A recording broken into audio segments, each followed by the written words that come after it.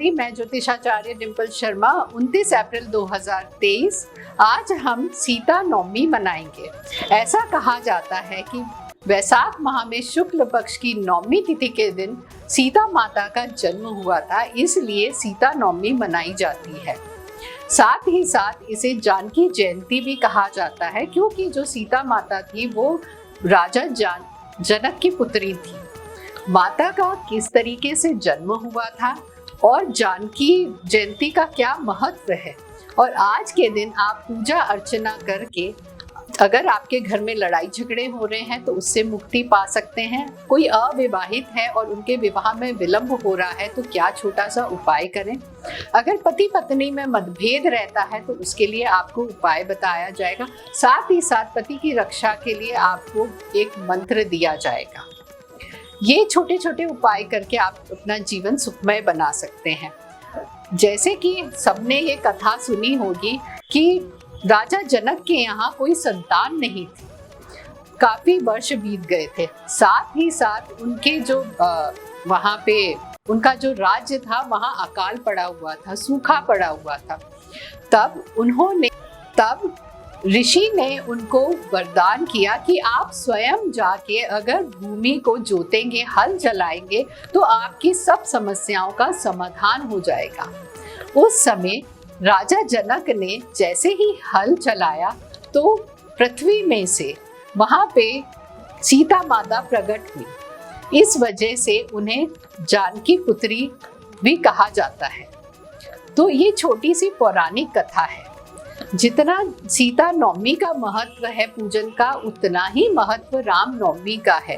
कह सकते हैं कि जितना आप अगर नवमी के दिन जो व्रत करते हैं या पूजा करते हैं तो आपको फल मिलता है, वही फल आपको सीता नवमी के दिन अगर पूजा विधि आप विधान से करते हैं तो उतना ही फल आपको प्राप्त होगा। अब पूजन विधि क्या रहेगी? पूजन के लिए आपको एक पटा लेना है, उसमें आपको राम दरबार की आप एक चित्र लगाइए। सबसे पहले जो आपको पूजन करनी है वह राम जी की करनी है। राम जी की पूजन के लिए आप उनको जनेऊ चढ़ाइए, फूल चढ़ाइए, अक्षत चढ़ाइए और साथ ही साथ उन्हें केसर का तिलक लगाइए और भोग लगाइए।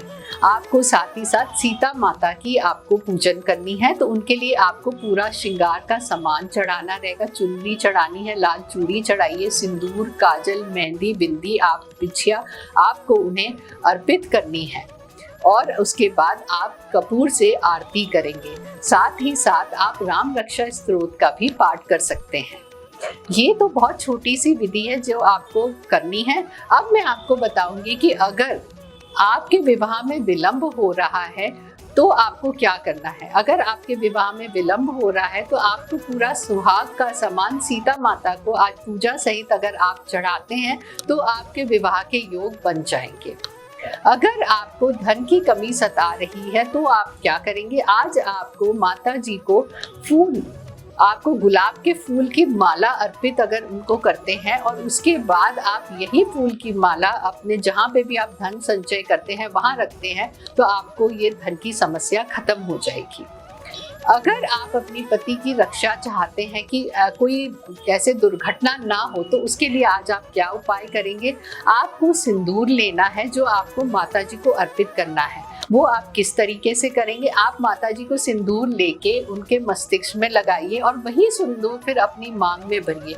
ये प्रक्रिया आपको 7 बार करनी है। अगर आप ऐसा करते हैं तो आपके सुहाग की रक्षा होती है। साथ ही साथ अगर आप सब मनोकामना पूर्ति, सब आपकी कोई भी मनोकामना है जो पूर्ण नहीं हो रही है, तो मनोकामना पूर्ति के लिए आपको जो मंत्र आज जाप करना है वह रहेगा जानकी राम्याभ नमः। मैं मंत्र फिर से बोल रही, जानकी राम्याभ्यम नमः। ये मंत्र आपको 108 बार आपको जाप करना है और माता जी को भोग लगाना है। ऐसा अगर आप करते हैं तो आपकी सब मनोकामना पूर्ण होगी। अब अगर आपके घर में पति पत्नी में कलेश रहता है या परिवार में झगड़े रहते हैं तो आप क्या करेंगे? तो आप पूर्व दिशा में अगर आपके घर में राम दरबार का आप फोटो लगाते हैं, चित्र लगाते हैं, तो आपके घर में हो रहे लड़ाई झगड़े उससे आपको मुक्ति मिलेगी। ये छोटे से उपाय हैं, आज के दिन करके आप सौभाग्य पा सकते हैं और आपकी मनोकामना पूर्ण कर सकते हैं। खुश रहिए, स्वस्थ रहिए।